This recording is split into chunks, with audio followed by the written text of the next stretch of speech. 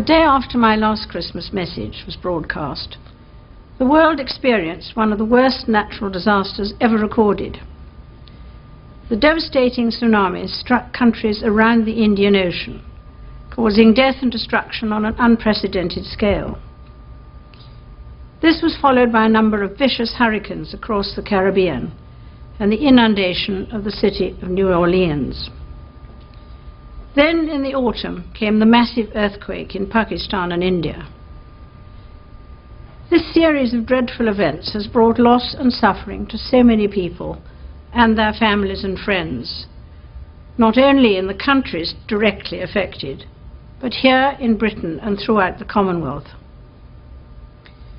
As if these disasters were not bad enough, I have sometimes thought that humanity seemed to have turned on itself, with wars, civil disturbances, and acts of brutal terrorism.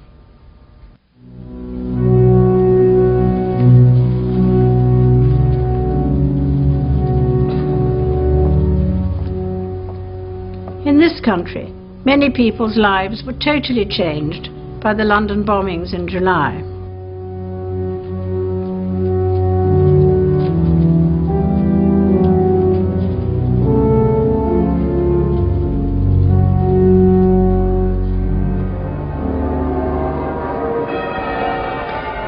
This Christmas, my thoughts are especially with those everywhere who are grieving the loss of loved ones during what for so many has been such a terrible year. These natural and human tragedies provided the headline news. Good morning, if you talk, sir. They also provoked a quite remarkable humanitarian response. People of compassion all over the world responded with immediate practical and financial help. There may be an instinct in all of us to help those in distress, but in many cases I believe this has been inspired by religious faith.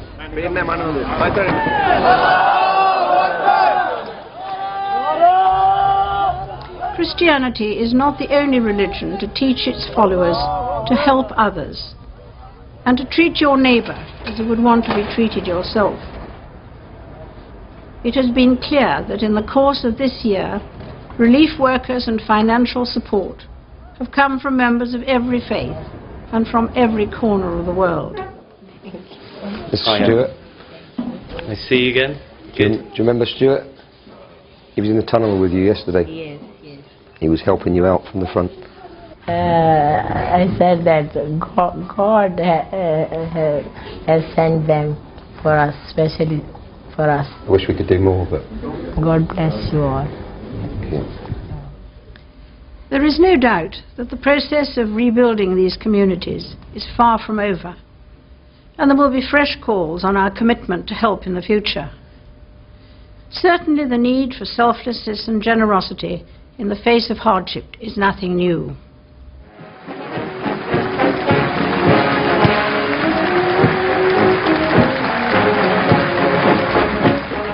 The veterans of the Second World War, whom we honoured last summer, can tell us how so often in moments of greatest trial, those around them seemed able to draw on some inner strength to find courage and compassion.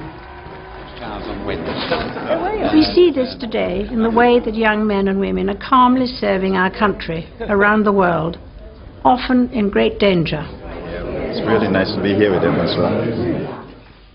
This last year has reminded us that this world is not always an easy or a safe place to live in, but it is the only place we have. I believe also that it has shown us all how our faith, whatever our religion, can inspire us to work together in friendship and peace for the sake of our own and future generations. For Christians, this festival of Christmas is the time to remember the birth of the one we call the Prince of Peace, and our source of light and life in both good times and bad. It is not always easy to accept his teaching, but I have no doubt that the new year will be all the better if we do but try.